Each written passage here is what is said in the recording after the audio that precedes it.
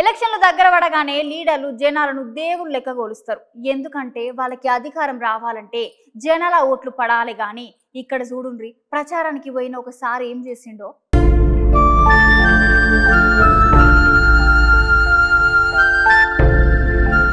ఇక జనాలు లీడర్లకు ఓట్లేసి గెలిపించేది ఎందుకు? జనాలకు మంచి చేస్తారనే కదా నొల్ల. కానీ ఈ లీడర్ల మాటలకు చేతులకు అద్దు లేకుండా పోయి జనాల మీదకే చేతులు ఎత్తి కొడుతున్నారు. అందుకేనా మేము మిమ్మల్ని గెలిపించుకుంది అని జనాలు కూడా బాధపడుతున్నారు. నేను ఈ ముచ్చట ఇప్పుడు ఎందుకు చెప్తున్నానంటే, నిజామాబాద్లోకి వెళ్ళి కాంగ్రెస్ నుంచి ఎంపీగా పోటీ చేసే అభ్యర్థి జీవన్ రెడ్డి ఉన్నాడు కదా. ఇక ఈసారి కూడా వెరైటీగా ప్రచారం చేయాలనుకున్నారో ఏందో గానీ, కరువు పని చేసే ఉపాధి హామీ కూలీల దగ్గరికి పోయి, అవ్వ కాంగ్రెస్ పార్టీకి నాకు ఓటేసి మీరు అందరు భారీ మెజార్టీ తోటి కాంగ్రెస్ పార్టీని నన్ను గెలిపించాలి అని అందరిని అడుక్కుంటూ పోతున్నాడంట. అయితే ఆ ఉపాధి హామీ పని చేసుకుంటున్న ఒక అక్క పాపం తెలిసి తెలియక ఏమని అడిగిందో ఏమో గానీ, ఆ ముచ్చటకు జీవన్ రెడ్డి సార్ కు కోపం వచ్చి ఆ మహిళ మీద చేయి చేసుకున్నాడంట. ఇక ఈ ముచ్చట మీద మన మాజీ మంత్రి కేటీఆర్ సార్ సోషల్ మీడియాలో బాగా అరుచుకున్నాడు. జీవన్ రెడ్డి ఉపాధి హామీ చేసుకున్న ఒక అక్కను నువ్వు ఎలా చేయి చేసుకుంటావు? పేదల పైన నీకు ప్రేమ లేదా? మీ కాంగ్రెస్ పార్టీ నీకు అదే నేర్పించిందా అని జీవన్ రెడ్డి సార్ని కడిగి పారేసిండు. ఇట్లాంటి పనులు మీ కాంగ్రెస్ పార్టీకి, మీ కాంగ్రెస్ పార్టీ నాయకులకు పరాకాష్ట. ఓ రైతుల పట్ల న్యాయం లేదు, ఓ విద్యార్థుల పట్ల న్యాయం లేదు, ఓ రాష్ట్రానికి కూడా మీరు చేసింది ఏం లేదు. ఇక ఎందుకు ఉన్నట్టు కాంగ్రెస్ పార్టీ జనాలను కొట్టనికేనా అని ఇది జీవన్ రెడ్డి ఖండకావరం అని